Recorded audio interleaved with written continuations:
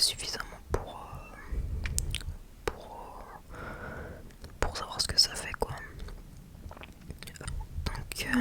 Donc voilà, je vais vous parler un peu de comment ça s'est passé, comment j'en suis arrivé à prendre du LSD, ce que ça m'a fait, etc. Voilà, donc on va commencer tout de suite sans perdre de temps. Donc comment comment j'ai commencé à prendre du LSD, enfin, comment je me suis procuré la première fois, on va dire. Tout simplement à cette époque-là, je consommais de l'ecstasy régulièrement. Donc je commandais au moins 1 à 2 fois par mois ma conso d'exta, etc. À ce moment-là, je change de vendeur. Je teste un nouveau vendeur et il se trouve que ce vendeur propose la livraison gratuite si vous commandez 2 produits ou 3 produits chez lui. Donc ce que je me dis, bête comme je suis, pourquoi payer 6 balles de livraison alors que je pourrais avoir un produit à la place. Donc je me dis le LSD c'est ce qu'il y a de moins cher entre guillemets. Enfin c'est le seul truc qui était à genre 5-6 balles. Donc je me dis ok, pourquoi pas tester, hein, ça a l'air intéressant cette merde. Voilà, j'ai commandé mes 5 pilules d'exta et puis le petit buvard Hoffman de LSD. Donc j'attends, je me fais livrer, etc. On est fin décembre à peu près, fin décembre 2022. 2023. Non, 2022. Fin décembre 2022. Voilà, je reçois ça. C'était entre guillemets mon petit cadeau de Noël, hein. Bien merdique comme cadeau de Noël, mais voilà, c'était mon petit plaisir de fin d'année. Voilà, je reçois les prods, etc. Bon, je déballe, je coupe, etc. Sauf le LSD auquel je ne touche pas. Première intention, c'est pas ce qui m'intéresse de base, hein. Moi, c'était vraiment l'extase à ce moment-là. Donc je le laisse un peu de côté. Puis je consomme mon exta, etc. Je finis ma conso, hein. Et je suis pas très bien à ce moment-là. Je supporte plus vraiment l'exta, à vrai dire. Je supporte plus les descentes. Je supporte plus ses effets. Ça me bousille.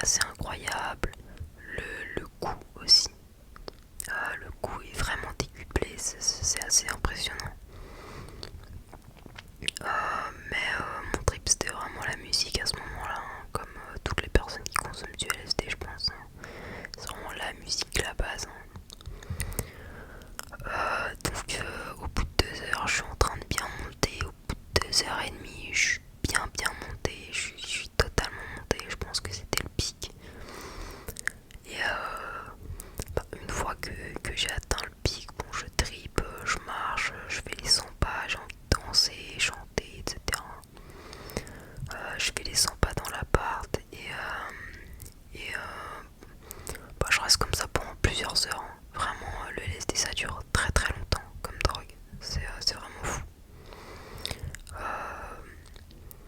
Ouais, je reste comme ça pendant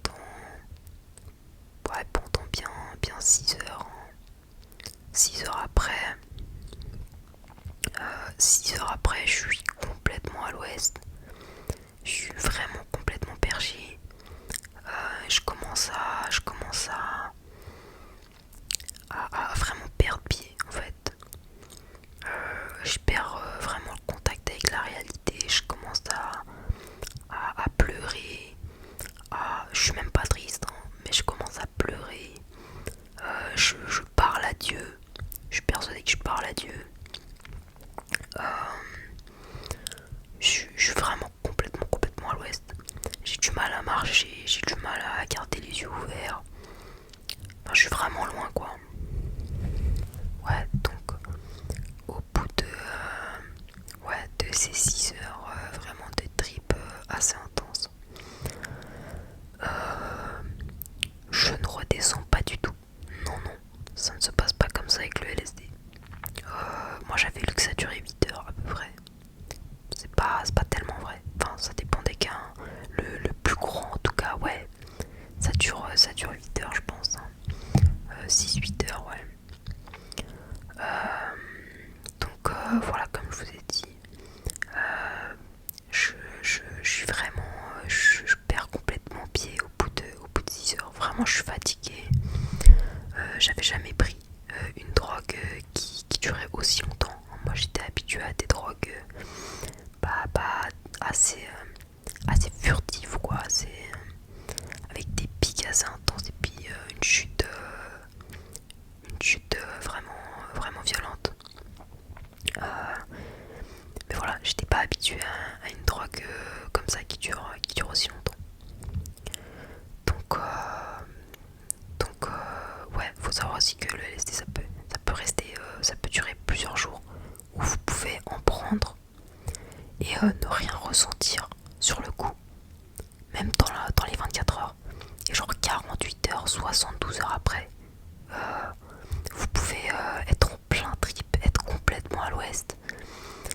Et c'est à ce moment-là que le LSD fera effet. Donc c'est vraiment vicieux comme drogue.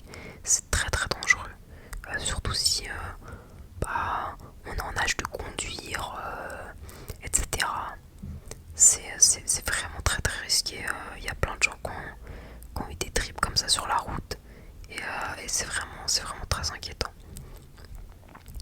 Donc bref, pour revenir un peu à moi. Donc au bout de ces 6 heures, voilà, je suis perché, je parle à Dieu, je pleure, etc. Mais je suis pas triste, hein, je suis bien, je suis complètement défoncé. Mais voilà, en fait le LSD c'est assez spécial parce que j'ai l'impression que c'est vraiment une drogue très introspective. Je sais pas si ça se dit. Enfin, vous voyez, vous êtes vraiment en même temps vous êtes perché et en même temps vous allez faire une grande introspection. Vous allez vraiment chercher loin à l'intérieur de vous. Je sais pas si c'est le cas pour d'autres gens. N'hésitez pas à me dire ça dans les commentaires si vous avez déjà pris du LSD. Malheureusement, il n'y a pas que moi. Donc si vous en avez déjà pris, que vous avez déjà vécu un truc similaire, ce sera intéressant pour moi d'avoir vos témoignages. Parce que vraiment, c'est vraiment très spécial de vivre ça. Et en même temps c'est intéressant, je vais pas mentir. Je vous encourage pas du tout à consommer, hein. Faut pas croire que le LSD n'est pas en soi. Oui, effectivement, on dit beaucoup que le LSD c'est pas addictif, que en cela c'est pas dangereux, mais c'est vraiment pas une drogue innocente. C'est assez dangereux, vraiment sur le plan neurologique. Vous allez le voir après quand je vais vous parler des conséquences des hallucinations, etc. que j'ai eues sur le plan psychiatrique, sur le plan neurologique. C'est extrêmement dangereux. Comme je vous l'ai dit, c'est une drogue qui est vraiment surpuissante. On dose en microgrammes, mais c'est parce que c'est surpuissant. Donc c'est vraiment pas à négliger, vraiment, si vous faites la fête, etc. Vraiment évitez ce genre de drogue. C'est pas innocent, c'est pas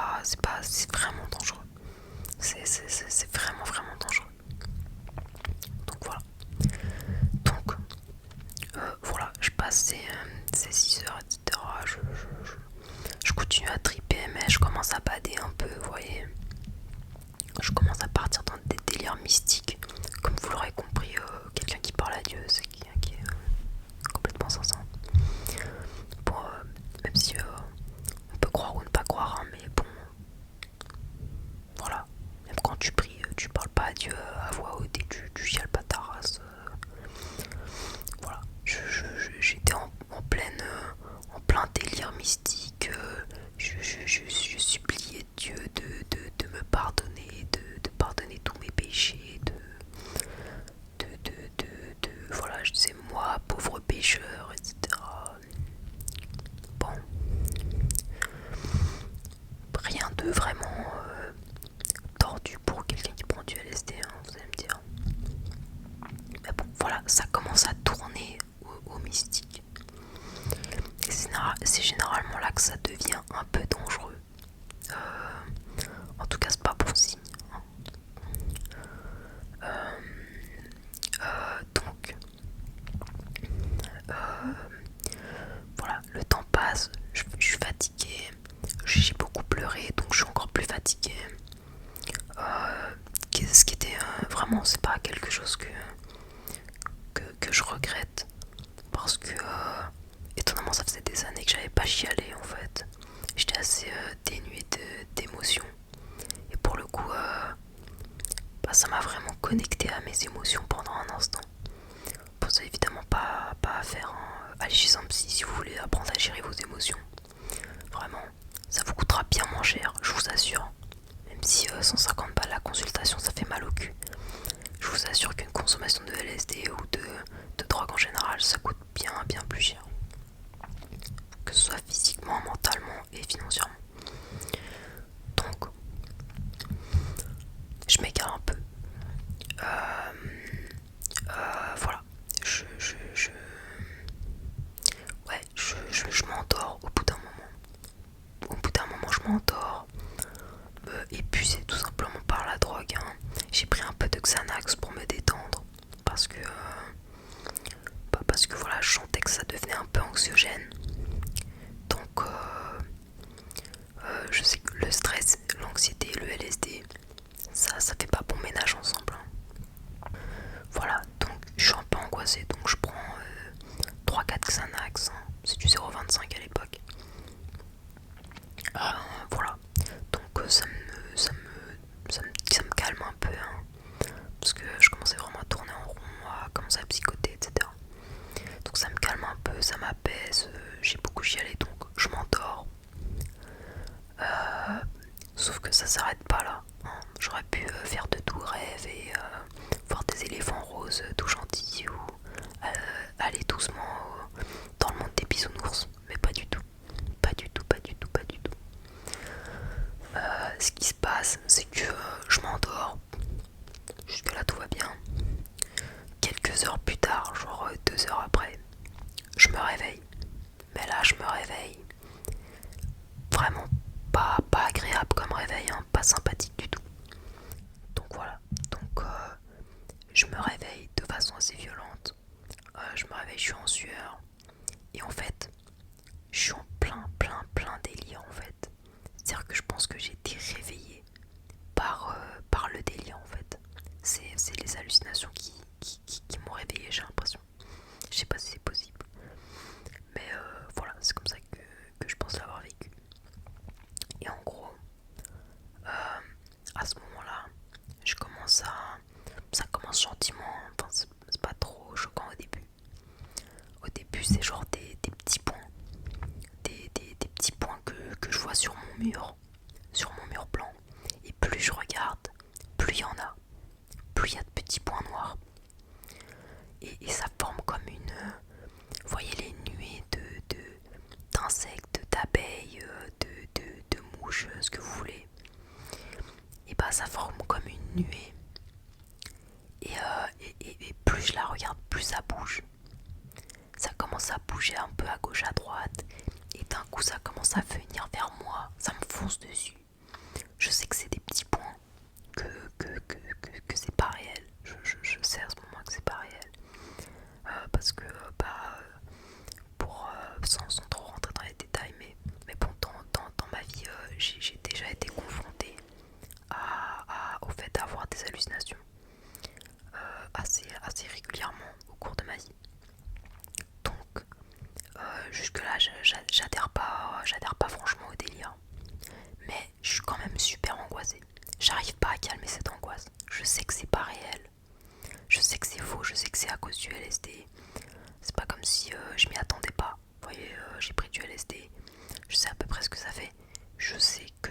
des hallucinations. Mais, mais je suis quand même hyper angoissée. J'arrive pas à me calmer. J'ai peur, donc je m'enfonce dans mon lit. C'est complètement con de dire j'ai eu peur des petits points. Mais c'est comme ça, j'avais peur. Ça commence à me piquer les yeux, donc ce que je fais c'est que je ferme les yeux. Dans un premier temps je ferme les yeux, j'essaie de rationaliser, etc. Mais j'y arrive pas. Désolé pour les bruits de fond, c'est mon chien. Désolé, je sais pas si vous entendez, mais moi j'entends, c'est chiant. Bon, c'est pas grave. Donc j'arrive pas du tout à rationaliser. Je m'enfonce petit à petit dans le délire. J'essaie de fermer les yeux, de me rendormir en fait. Je me dis c'est un cauchemar, je vais me rendormir et comme ça va s'arrêter. Sauf que pas du tout. Pas du tout, pas du tout. Je ferme les yeux pendant plusieurs minutes, vraiment je serre les yeux, vraiment je serre les paupières pour ne pas ouvrir les yeux, je reste enfoncé dans mon lit. Et quand je rouvre les yeux, à un moment donné, je commence à avoir une idée délirante. Et en fait j'ai des visions. J'ai des hallucinations mais les yeux fermés. C'est assez étrange en fait, j'ai des flashs dans ma tête. Et là je commence à être persuadée qu'il y a un gars en bas de mon immeuble qui essaie de grimper au mur, qui grimpe au mur, qui arrive à grimper au mur genre avec ses mains, genre comme si c'était Spider-Man, qui a un couteau et qui veut absolument m'assassiner. Le gars veut me buter, je suis persuadée que le gars veut me buter, genre c'est assez violent, mais c'est complètement con en vrai. Mais j'adhère complètement cette fois-ci au délire et je suis pétrifiée. J'ai vraiment très très peur. Donc ce que je fais, alors bien sûr je suis pas fière de ça, hein, vraiment c'est assez minable hein, de raconter comme ça ces hallucinations, c'est un peu con. Mais bon, ça peut servir. Donc ce que je fais un peu dans la précipitation, je vais dans la cuisine, je chope un couteau, mais genre le couteau le plus gros que je puisse prendre, genre le plus gros couteau de la cuisine, je le prends. Je prends un Coran. Voilà, vous êtes croyant, pas croyant, c'est pas le débat. Mais à ce moment-là, moi je suis un peu perdu spirituellement. Mais bon, j'ai grandi pas vraiment dans l'islam, mais quand même, ma mère est très croyante et pratiquante. Donc j'ai grandi un peu avec cette religion. Donc je, je, je, je sais pas, je prends le Coran. C'est un livre, hein, mais je me dis que ça va me protéger au cas où.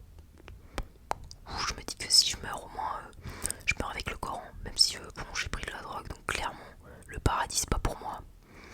Bon, Inch'Allah comme on dit, hein, si tu veux. Mais bon, à ce moment-là, je me dis clairement je vais aller en enfer. Je me sens, enfin, je suis persuadé que le gars essaie de grimper. Donc à un moment donné, ça me passe. Mais j'ai une autre idée à la con. J'ai un autre délire, une autre hallucination. C'est que là en fait, je vois sous ma porte. Vous voyez, il y a un petit bâillement, je sais pas comment dire. Enfin un petit espace. Et je vois et j'entends des pas derrière la porte qui marchent vraiment des chaussures. Et je suis persuadé qu'il y a un autre gars, pas le même, hein. Sinon ce serait trop facile, hein. Non, un autre gars qui est rentré dans l'appartement et qui fait le tour et qui s'amuse à me faire peur et qui veut lui aussi m'assassiner.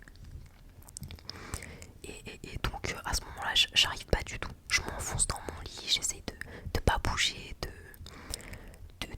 vraiment pas faire de conneries quoi. Surtout que j'ai un couteau dans la main que je serre carrément.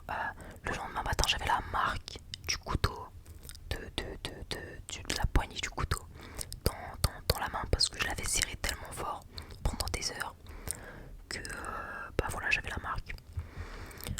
Donc à ce moment-là, j'arrive plus du tout. Donc j'appelle ma mère. Je prends mon téléphone, j'appelle ma mère. Elle était déjà habituée à ce que je la réveille en pleine nuit parce que j'avais des alus. Voilà, sans rentrer dans les détails. Mais voilà, ça faisait un moment que j'en avais pas eu, donc elle était pas préparée quoi.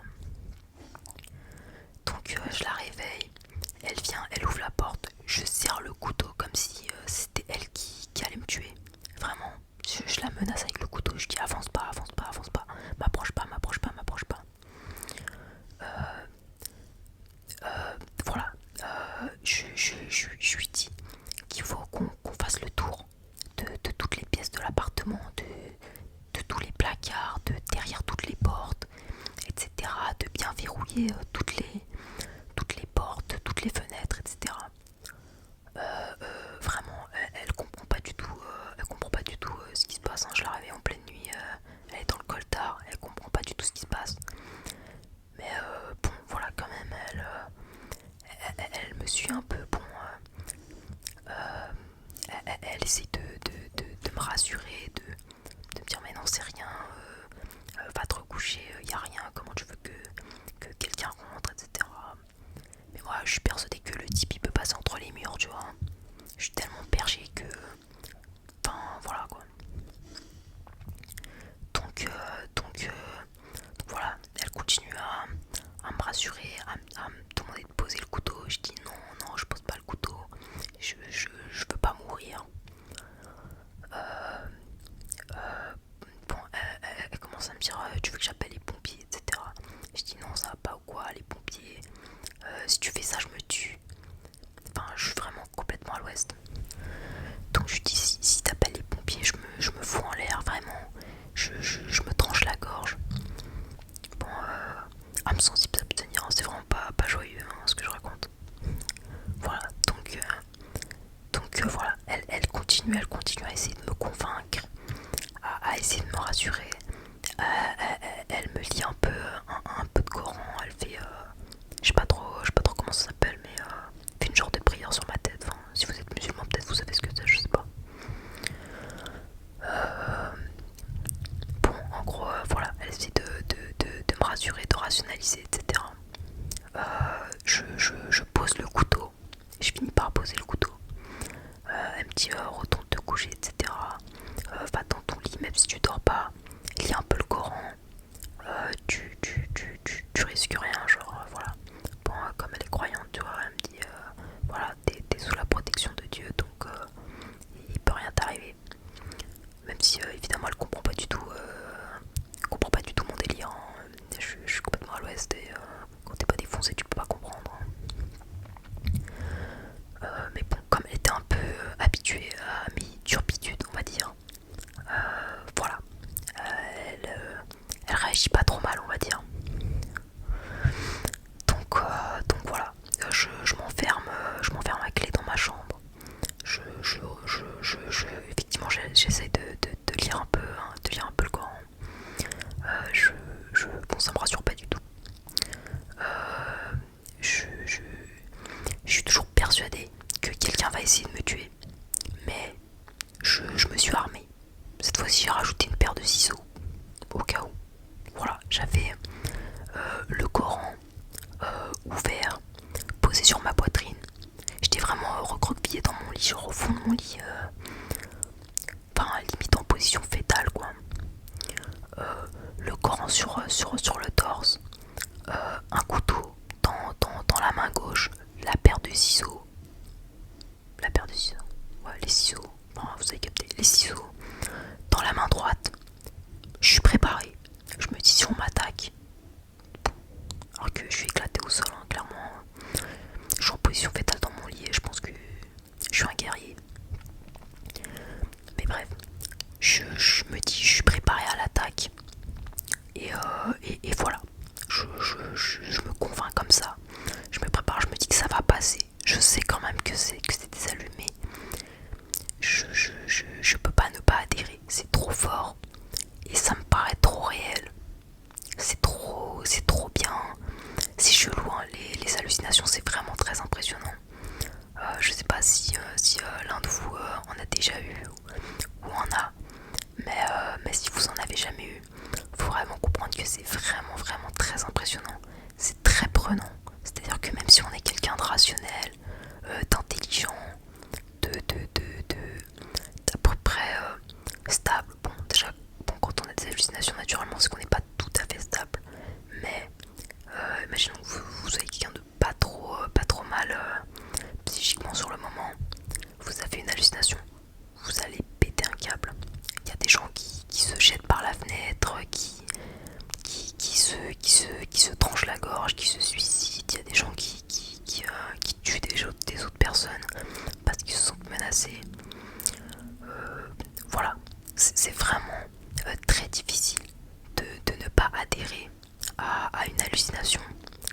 la vie, c'est vraiment très prenant. Ça vous saisit, ça vous prend, littéralement. Et c'est extrêmement difficile de résister. La peur est tellement intense que bah, tout simplement en fait c'est l'instinct de survie en fait. Quand vous voyez quelque chose et que vous vous sentez menacé, que vous avez une image, une idée qui vous menace, qui vous paraît réelle, bah en fait c'est vos sens en fait qui sont perturbés, mais comme c'est vos sens, vous pouvez pas contrôler. À partir du moment où vos sens sont perturbés, pour vous c'est réel. C'est réel. On peut pas a posteriori on peut dire ouais c'était n'importe quoi, c'était complètement. Voilà, quand je repense à tout ça, moi je me dis mais ouais je suis vraiment timbré, genre ça va pas la tête ou quoi. De se comporter comme ça et de croire ça même. J'avais l'impression que j'étais faible, que j'étais fragile parce que j'avais peur. Alors que clairement, face à des visions, des délires aussi puissants, vraiment avoir peur c'est tout à fait normal. Y a pas de honte à avoir, hein. C'est vraiment plus fort que la personne. Et voilà. Donc voilà, ça continue toute la nuit. Bon, je reste toute la nuit, ouais, comme je vous l'ai dit, avec un couteau dans la main, le Coran et mes ciseaux. Je continue à avoir peur. Plus le temps passe, moins j'ai peur. Mais je continue à avoir peur quand même. Je ferme pas les yeux, hein. J'ose vraiment pas fermer les yeux. Donc voilà, je passe la nuit comme ça. Et j'attends que ça passe en gros. J'attends que ça passe.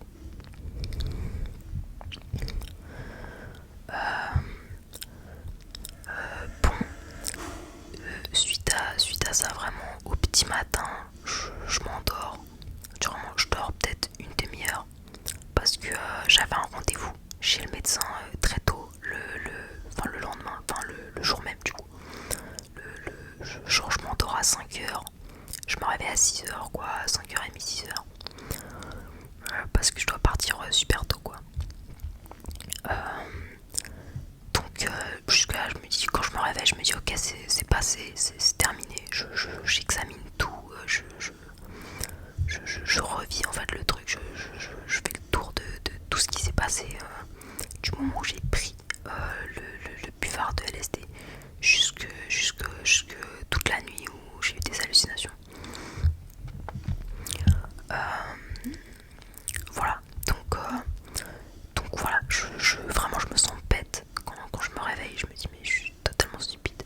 Enfin, à quel moment, enfin vraiment, vraiment j'ai honte. Et je me dis mais ça va pas la tête ou quoi.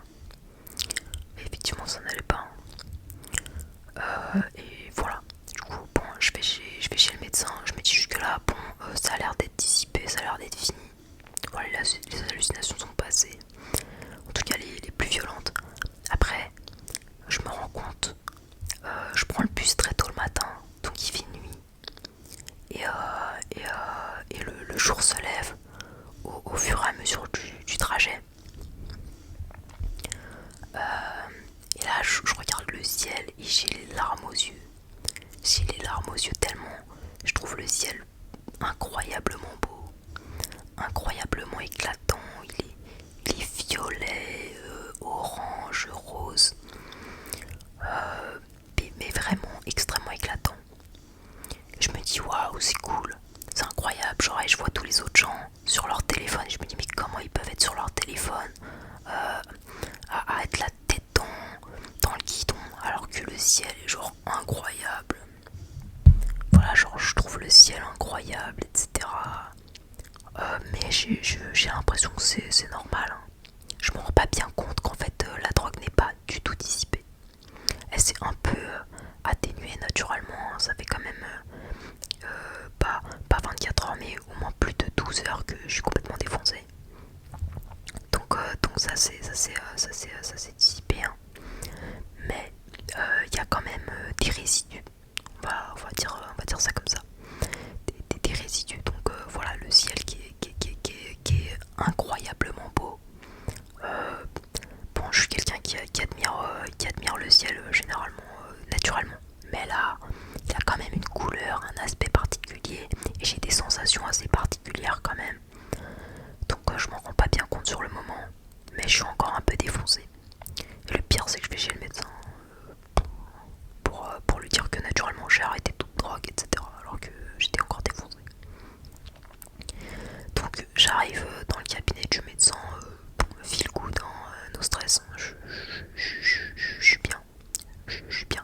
c'est comme si c'était rien passé de la nuit en fait, comme si j'avais dormi comme un bébé alors que c'est passé des trucs de zinzin. Donc, et là dans la salle d'attente, je vois que la lumière elle commence à clignoter, mais de manière vraiment, la lumière est très vive et vraiment très vive, vraiment très éclatante, ça me pète les yeux. Et ça commence à clignoter, genre je sais pas si, bon, si vous avez déjà pris du LSD ou des hallucinogènes, enfin des psychédéliques, je pense que vous savez ce que je veux dire, mais c'est assez compliqué à expliquer. C'est comme ça pète, genre feu d'artifice dans les yeux. Je crois que j'avais dit à peu près la même chose pour l'ecstasy. C'est à peu près similaire sur ce plan. Ouais, sur les yeux c'est assez similaire. Du coup j'ai du mal à... Enfin ça me fait de la tachycardie. À cause de ces visions. Du coup ça me stresse un peu. J'avais pris du Xanax au petit matin avant de partir, donc ça allait. Voilà. Donc voilà, je vais chez le médecin tranquille. Voilà, rien de spécial. Je mythe au total sur le fait que je suis totalement clean depuis plusieurs semaines, alors que pas du tout. Pas du tout. Et donc voilà, ça se passe un peu comme ça se termine un peu comme ça, on va dire. Voilà. Donc pour les effets, on va dire, voilà, des effets immédiats, on va dire, qui sont très très longs. Donc ça dure plus de 12-16 heures à peu près. Voilà, au fil de la journée, je ressens plus rien, ça revient à la normale. J'ai des effets secondaires par contre assez violents, notamment, je veux dire, neurologiques. Je pense que c'est neurologique, hein. C'est comme si il y avait un court-circuit dans mon cerveau. J'avais vraiment du mal à effectuer certains mouvements, pas quasi tous les mouvements en fait. Tous les mouvements étaient douloureux. Bouger mes doigts, bouger la tête, parler, ça me faisait mal. J'avais pas la mâchoire trop crispée, contrairement à l'ecstasy qui crispe énormément la mâchoire. C'était pas trop crispé, c'était un peu tendu quand même, hein, faut l'avouer. Extrêmement mal à la tête. Ouais, des troubles de la vision vraiment important. J'avais du mal à gérer l'espace, etc. J'avais du mal à ouvrir une porte, vous savez, à appuyer sur la poignée là. Enfin, tout était très difficile. Vraiment, ça a duré. Ouais, ça a duré bien 4-5 jours, hein. Ah, je suis désolée pour le bruit, si vous entendez, c'est les voisins. Je les hais. Voilà, je leur souhaite pas de mal, mais je les hais. Ils sont trop bruyants. Parenthèse fermée, excusez-moi. Voilà, donc voilà, j'ai des effets secondaires, on va dire, pendant ouais, 4-5 jours. Je m'en remets doucement, difficilement. Mais là, je me dis, ok, stop. Ok, stop les drogues. C'est bon, j'ai tout essayé. J'ai pas tout essayé naturellement, il y a plein de drogues que j'ai pas prises, hein. Mais globalement, je me dis, bon, j'ai testé les stimulants, cocaïne, amphétamine, etc. Les empathogènes, je sais plus si on dit comme ça. Voilà, l'ecstasy, stress empathogène. Ça se dit pas comme ça, corrigez-moi dans les commentaires. Enfin, vous voyez, vous êtes très empathique. Vous ressentez beaucoup d'amour, beaucoup d'affection. Le LSD, c'est un peu différent.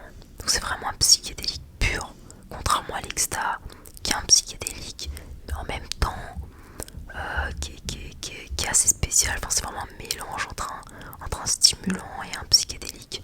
Le LSD, c'est vraiment un psychédélique pur. C'est vraiment pour être complètement perché. Ça stimule pas, ça motive pas, etc. Ça perche, juste. Vraiment, c'est une grosse perche.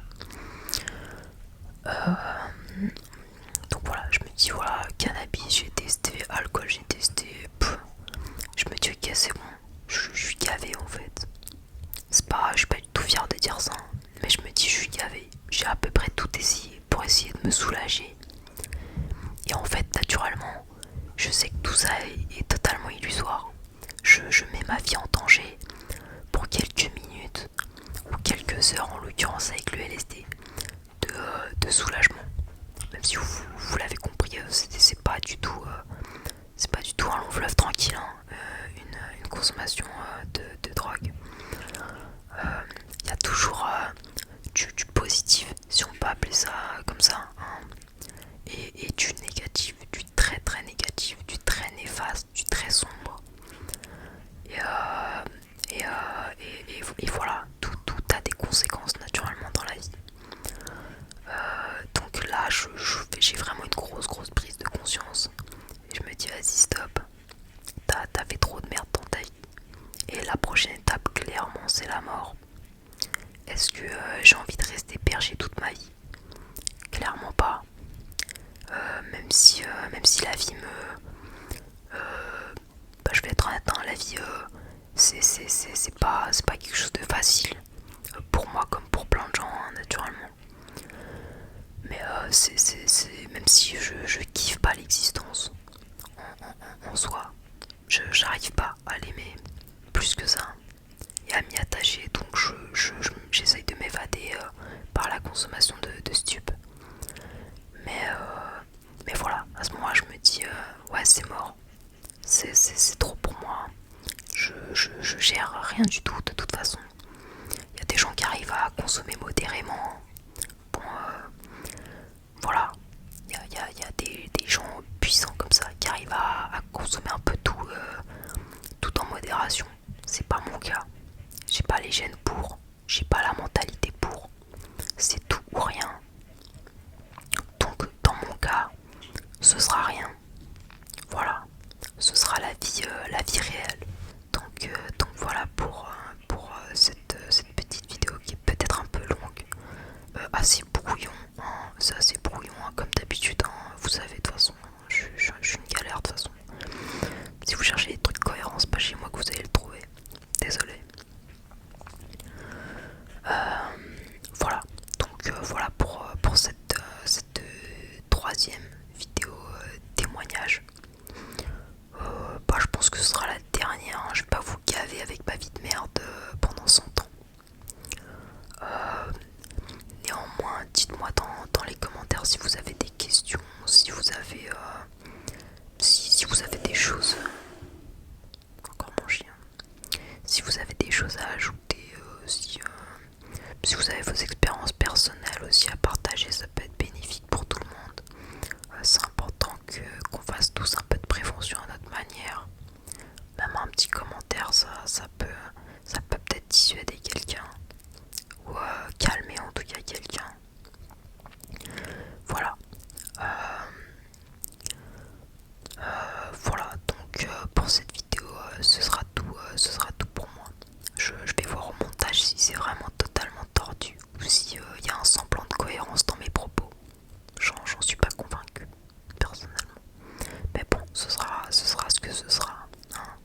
C'est qu'un témoignage après tout. Si vous voulez une vidéo explicative vraiment synthétique et sérieuse de ce qu'est cette drogue, le LSD ou d'autres drogues, hein, n'hésitez pas à me demander, je ferai une vidéo avec plaisir. Voilà, aussi, n'hésitez pas à me laisser des questions sous cette vidéo ou sous le post que j'ai fait dans l'onglet communauté de la chaîne, où je vous demandais simplement de me poser toutes vos questions, si vous avez des questions, auxquelles je répondrai dans une vidéo FAQ quand j'aurai assez de questions pour faire une vidéo. Donc voilà, merci à vous pour votre attention. Merci encore pour tout votre soutien, pour tous les abonnements, tous les commentaires que j'ai reçus. Vraiment, j'ai pas répondu à tout le monde, je m'en excuse. Je suis vraiment une galère. Mais j'étais assez choquée de toute cette bienveillance et de tous ces commentaires. Vraiment, je m'y attendais pas du tout. Donc voilà, merci encore. Merci beaucoup à vous. Et sur ce, on se retrouve dans une prochaine